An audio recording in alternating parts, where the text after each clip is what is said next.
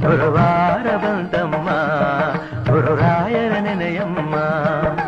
ಸ್ಮರಣೆ ಮಾತ್ರದಲ್ಲಿ ಕ್ಲೇಶ ಕಳೆದು ಸದ್ಗತಿಯ ಕೊಡುವ ನಮ್ಮ ವಾರ ಬಂತಮ್ಮ ಗುರುವಾರ ಬಂತಮ್ಮ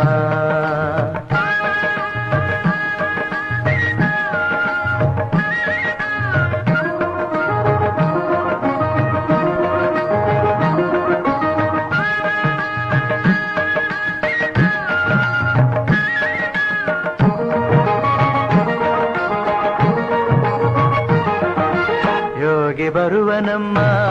ಶುಭ ಯೋಗ ಬರುವುದಮ್ಮ ಯೋಗಿ ಬರುವನಮ್ಮ